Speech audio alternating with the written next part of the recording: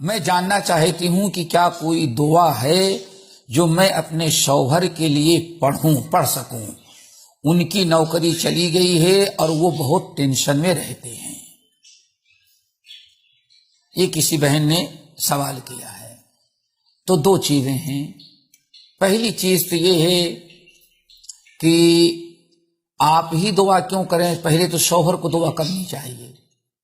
شوہر کی نوکری کی یہ بڑا عجیب و غریب سے معاملہ ہے کہ آج اس زمانے میں آدمی اپنے سے دعا نہیں کرتا، دوسروں سے دعا کرواتا ہے. یہ بڑا مسئلہ ہے.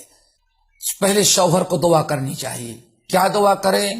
اس کی بہت ساری دعائیں ہیں.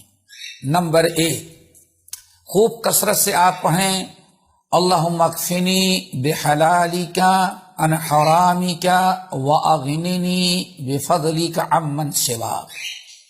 سنن ترمذی وغیرہ کی روایت. یہ بڑی اہم دعا ہے، اس کو یاد رکھیں اور پڑھیں. ایسا نہیں کہ ہاں لکھوا لیں اور اس کو پاکٹ میں رکھیں گلے میں ٹانگیں. مطلب پڑھنے کی ہے. اللہم اکفنی بحلالک عن حرامک واغننی بفضلک عمن سواک. ترجمہ یہ ہے، اے اللہ آپ مجھے اتنا حلال دے دیں کہ حرام سے میں بچ جاؤں، اور اے اللہ اللہم اکفنی بحلال واغننی بفضلک عمن سواک. اللہ آپ مجھے اپنے اتنے فضل و کرم اور رزق سے نواز دیں کہ میں کسی کا محتاج ہی نہ رہوں. حضرت علی رضی اللہ تعالیٰ عنہ کے بارے میں آتا ہے کہ علی رضی اللہ تعالیٰ عنہ ایک دن بڑے ہی مغموم، بڑے ہی پریشان بیٹھے ہوئے تھے. اللہ کے رسول صلی اللہ علیہ وسلم نے دیکھا تو پوچھا کہ علی کیا بات ہے، کیوں اتنا پریشان ہو، کیوں اتنا ٹینشن میں ہو؟ یا رسول اللہ گھر چلانے کے لیے، ضرورت کے لیے اتنا قرضہ لیتا گیا کہ قرضہ ہمارے سر کے اوپر چڑھ گیا، جس کو کہتے ہیں پہاڑ کے برابر ہو گیا. اب ادا کرنے کی طاقت نہیں، اور قرض جن سے میں نے لیا ہے وہ سر پر کھڑے ہوئے ہیں. یا رسول اللہ یہی ایک ٹینشن، ہم کو یہی فکر ہے. میں تنگ آ گیا کہ اب کیسے میں اپنی زندگی گزاروں. جہاں کھڑا ہوتا ہوں جسے میں نے لیا مانگنے کے لیے پہنچ جاتا ہے. یہی ہمارے لیے پریشانی ہے. اللہ کے رسول صلی اللہ علیہ وسلم نے فرمایا علی کیا میں تمہیں ایک ایسی دعا بتاؤں، اگر وہ دعا تم پڑھو صبح شام اور اس کو کثرت سے پڑھو تو پہاڑوں کے برابر بھی اگر قرضہ تمہارے اوپر ہے تو قرضہ ادا ہو جائے گا. اللہ تعالیٰ کوئی نہ کوئی راستہ نکال دے گا. حضرت علی نے کہا یا رسول اللہ ضرور بتائیں. آپ نے فرمایا خوب کثرت سے پڑھو اللہم اکفنی بحلالک عن حرامک واغننی بفضلک عمن سواک. عربی میں حصن المسلم ہے، اسلامی دعائیں ہیں، اسلامی وظائف ہیں، پیارے نبی کی دعائیں ہیں. یہ کتابوں کے نام ہیں. آپ کسی بھی بک شاپ پر جائیں گے تو آپ کو کتابیں مل جائیں گی، لیکن کوشش یہ کریں کہ مسنون دعائیں، جس میں ابھی سب سے اہم کتاب جو شائع ہوئی ہے حصن المسلم. حصن المسلم نام ہے، یا اسلامی دعائیں. اس قسم کی کتاب خریدیں اور اس میں دعا مل جائے گی.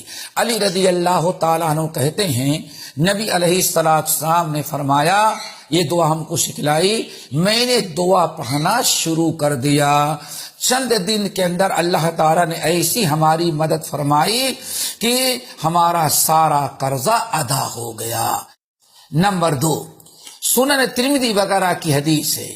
ایک صحابی کہتے ہیں میں بہت تنگ آیا، پریشان، مسجد کے اندر روتا ہوا بیٹھا تھا. مسجد نبوی کے اندر میں روتا ہوا بیٹھا ہوا تھا. نبی علیہ السلام مسجد میں آئے تو سارے لوگوں کو دیکھا، میرے اوپر نگاہ پڑی تو میری پریشانی اور میرا رونا، مجھے غمگین دیکھ کر کے اللہ کے رسول نے فرمایا مالی اراک حزینا کئیبا. کیا بات ہے، میں تم کو بے انتہا غمگین اور پریشان دیکھ رہا ہوں. میں نے کہا یا رسول اللہ لازمتنی ہموم، بہت سارے ٹینشن، بہت ساری فکر اور بہت سارے قرضے ہم نے لے رکھا ہے، اس تمام بلاؤں نے ہمیں گھیر لیا ہے. میں تو بالکل پریشان ہو چکا ہوں۔ اللہ کے رسول صلی اللہ علیہ وسلم نے ارشاد فرمایا میں تمہیں ایک دعا سکھلا دیتا ہوں، صبح اور شام اگر کثرت سے تم دعا پڑھو گے تو تمہاری ساری ٹینشن، ساری پریشانیاں، ساری الجھن، ساری مشکلیں دور ہو جائیں گی۔ میں نے کہا بلا یا رسول اللہ، ضرور آپ سنائیں۔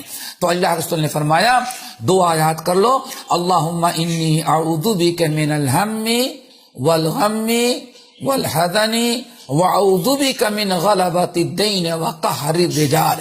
اللہم انی اعوذ بک من الہم والغم والحزن وغلبۃ الدین وقہر الرجال۔ صحابی رسول کہتے ہیں اللہ کے رسول نے دعا سکھلائی اور میں دعا پڑھ کر کے گیا، پڑھنا شروع کیا۔ اللہ تعالیٰ نے فضل و کرم کیا، صبح شام دعائیں پڑھتا اور یقین کے ساتھ کہ اللہ ہماری دعا کو ضرور قبول کرے گا، پریشانی دور کرے گا۔ اللہ ہماری ساری پریشانیاں دور کر دی۔ اور اسی کے ساتھ ساتھ ایک آسان نسخہ اور آپ لوگوں کو بتا دیتے ہیں، جتنے ہمارے ناظرین ہیں سب کو چاہیے، چاہے مرد ہوں یا عورت، اس چیز پر عمل کریں۔ رزق کی تنگی، رزق کی پریشانی کا ایک بہت بڑا حل یہ ہے جو صحیح بخاری اور مسلم وغیرہ میں منقول ہیں۔ آپ حضرات جانتے ہیں کہ نبی علیہ السلام نے اپنی صاحبزادی فاطمہ رضی اللہ تعالیٰ عنہ کی شادی حضرت علی بن ابی طالب رضی اللہ تعالیٰ عنہ سے کر دی۔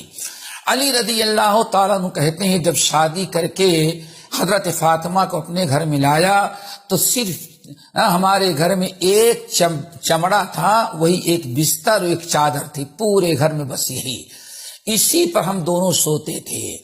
حضرت فاطمہ رضی اللہ تعالیٰ عنہ گھر میں کبھی کام کاج زیادہ نہیں کی تھی۔ اب اپنے شوہر شادی ہو جانے کے بعد عورت کی ذمہ داری بڑھ جاتی ہے۔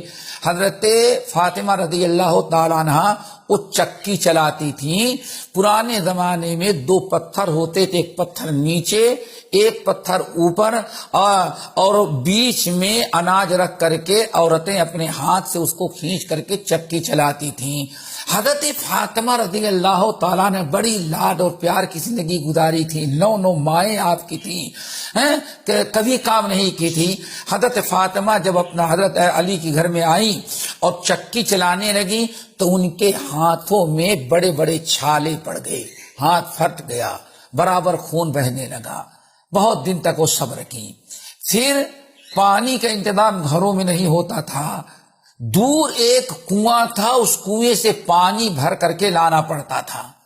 حضرت فاطمہ مشک لیتی اور کنویں پر جاتی، پانی بھرتی، پھر پانی بھرنے کے بعد پیٹھ پر وہ مشک لا دیتی تھیں، تو مشک کی رسی کی وجہ سے ان کے پیٹھ اور موڈھے جو ہے کٹ گئے تھے، سب پک گئے۔ ہاتھ چکی چلانے کی وجہ سے خراب ہو گئے، بڑے بڑے چھالے آ گئے اور پھر وہ پھٹ گئے، اس سے خون اور پیپ بہنے لگا، اور پانی جو بھر کر کے لاتی تھی پیٹھ پر رسی کی وجہ سے کٹ گیا چمڑا اور وہاں زخم ہو گئے، پیٹھ اور موڈھے ان کے خراب ہو گئے۔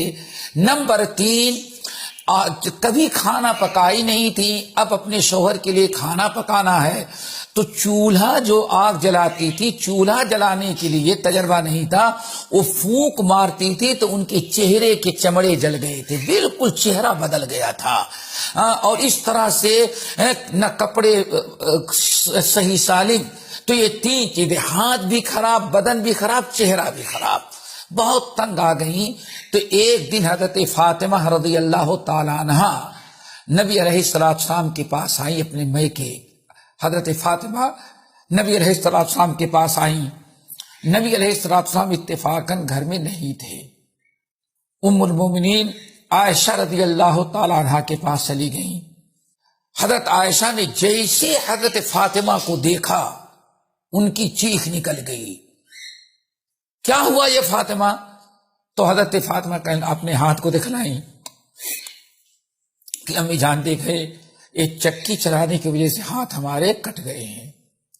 پھر اپنی پیٹھ دکھائی، پیٹھ پر رسی، مشک کا پانی لانے کی وجہ سے رسی سے پیٹھ اور موڈھے کٹ گئے تھے۔ خون پی بہ رہا ہے وہ دکھائیں، چہرہ جلا ہوا تھا، اس طرح سے اپنی ساری پریشانی حضرت عائشہ کے سامنے فاطمہ رضی اللہ تعالیٰ نے رکھ دیا. سارا علاج موجود ہے حدیث کے اندر.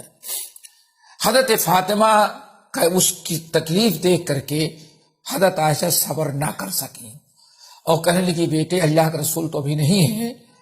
حضرت فاطمہ گھر واپس آ گئیں. نبی علیہ السلام کہیں باہر گئے تھے، رات جب پلٹ کر کے آئے تو حضرت عائشہ سے پوچھا کہ خیریت پوچھا کوئی آیا تو نہیں تھا. تو حضرت عائشہ نے کہا یا رسول اللہ فاطمہ آئی تھی، اور فاطمہ کی ساری تکلیف حضرت عائشہ نے بیان کر دیا اور کہنے کی لگی کہ یا رسول اللہ میں نے اپنی آنکھوں سے دیکھا، ہاتھ بھی کٹ گئے ہیں، زخمی ہیں، پورا بدن جو ہے زخمی ہے، چہرے جو ہیں وہ چہرے کی رنگت بدل گئی ہے پھونک مار مار کر کے.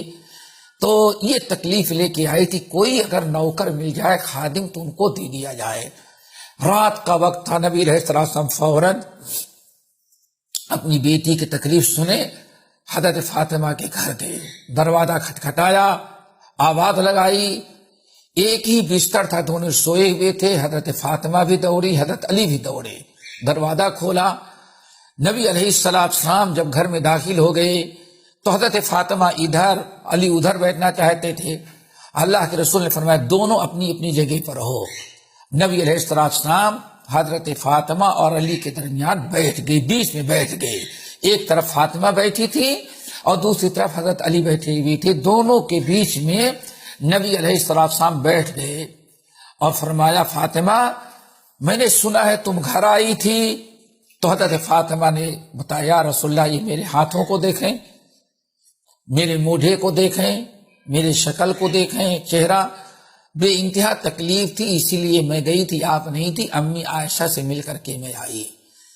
اب آپ ذرا سوچیں اس وقت حضرت فاطمہ کو جو مال کی رزق کی ضرورت تھی دنیا میں شاید کسی کو اتنی ضرورت نہ رہی ہو. جو مشکل اور جو تنگی رزق کی کھانے پینے کی حضرت فاطمہ کو تھی. نبی علیہ السلام نے فرمایا فاطمہ اور علی الا ادلکما، تم کیا چاہتے ہو تمہیں کوئی غلام دے دو؟ حضرت علی اور فاطمہ نے کہا یا رسول اللہ اگر آپ ایک غلام دے دیں گے تو میری ساری تکلیف دور ہو جائے گی. اللہ رسول نے فرمایا الا ادلکما، کیا میں غلام سے بڑی چیز تم کو نہ بتاؤں جو تمہارے حق میں غلام سے بھی بہتر چیز ہوگی. اب حضرت علی اور فاطمہ غلام چاہتے تھے، اللہ رسول نے فرمایا اس سے بڑی چیز تم کو بتاؤں. دونوں نے کہا بلا یا رسول اللہ ضرور آپ بتائیں کیا دیں گے آپ، کیسے ہماری مصیبت دور ہو جائے، اس سے بڑی چیز کیا ہے؟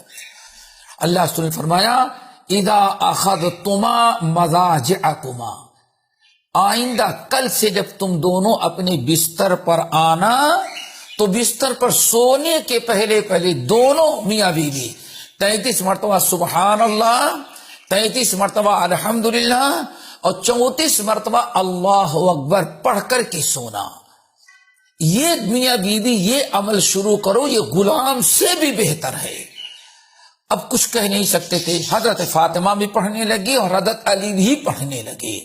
ساری مشکلات دور ہو گئیں. حضرت فاطمہ کی بھی ساری تکلیف دور ہوئی، حضرت علی کی بھی ساری مشکلات دور ہوئی. کہاں سونے کا بستر نہیں تھا، کہاں خلیفۃ المسلمین پوری دنیا کے خلیفہ بن گئے.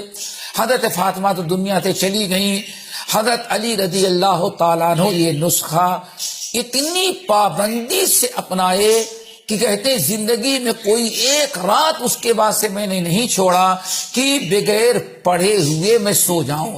کوئی دن ناگا ہوا ہی نہیں. سونے کے پہلے 33 مرتبہ سبحان اللہ، 33 مرتبہ الحمدللہ، 34 مرتبہ اللہ اکبر پڑھ کر کے ہم سوتے تھے. یہاں تک کہ حضرت علی نے جب حدیث بیان کیا، پورا قصہ بیان کیا، تو سامنے ایک شخص نے کہا علی تم نے جب سے اللہ کے رسول نے تم کو بتایا زندگی میں کبھی رات کو نہیں چھوڑا؟ کہا اللہ کی قسم میں نے کبھی نہیں چھوڑا.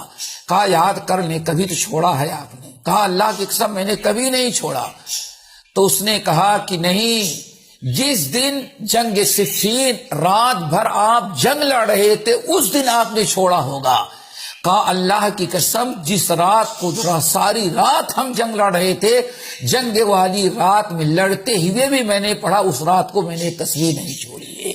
اس حدیث کو نقل کرنے کے بعد تمام اہل علم کہتے ہیں یہ بات یاد رکھنے کی ہے، حضرت علی رضی اللہ تعالیٰ عنہ کی اس حدیث کو نقل کرنے کے بعد تمام محدثین نقل کرتے ہیں اگر رزق میں خیر و برکت اور رزق کی تنگی کو دور کرنے کے لیے اس سے بڑا کوئی فارمولہ ہوتا تو اللہ رسول ضرور اپنی بیٹی اور داماد کو بتائے ہوتے، لیکن اللہ کے رسول صلی اللہ علیہ وسلم نے اپنی بیٹی اور اپنے داماد کو رزق کی پریشانی میں سونے کے پہلے اس تصویر کو پڑھنے کا حکم دیا۔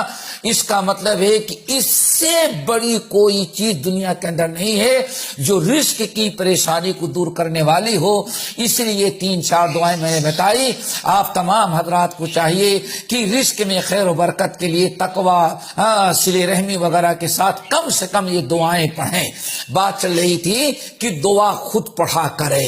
ہاں، آپ شوہر کے حق میں دعائیں کر سکتے ہیں کہ اللہ تعالیٰ میرے شوہر کی پریشانی کو دور کر دے، اللہ ہمارے شوہر کے رزق کا انتظام کر دے، رزق حلال عطا فرما، لیکن یہ ساری دعائیں شوہر کو، صاحب معاملہ کو خود پڑھنا چاہیے۔ آپ بھی پڑھیں لیکن شوہر کا پڑھنا ضروری ہے، ایسا نہیں کہ شوہر تو باقاعدہ دوست احباب کے ساتھ گھومتا رہے، فلمیں دیکھتا رہے، نیوز چینل بدل بدل کر کے مستی کرتا رہے، اور آپ اس کے بدلے وظیفہ کریں کہ ہمارے شوہر کی، اس کو تو پرواہ نہیں ہے، آپ کو پرواہ ہے۔ یہ بہت بڑی مسٹیک ہمارے اندر ہے کہ جو دوسروں کی دعاؤں پر بھروسہ کیا جاتا ہے۔ شوہر بھی دعا کریں، دعائیں پڑھیں، اور آپ بھی دعا کریں کہ اللہ تعالی ہمارے شوہر کی پریشانی کو دور کر دیں۔ اور خوب چوتھی دعا اور ہے کہ جو ہر پریشانی میں کام آنے والی ہے، وہ ہے لا الہ الا انت سبحانک انی کنت من الظالمین۔ خوب کثرت سے اس دعا کو پڑھی جائے، یہ دعا بھی ساری مشکلات کو دور کرنے والی اور پریشانی کو ختم کرنے والی ہے۔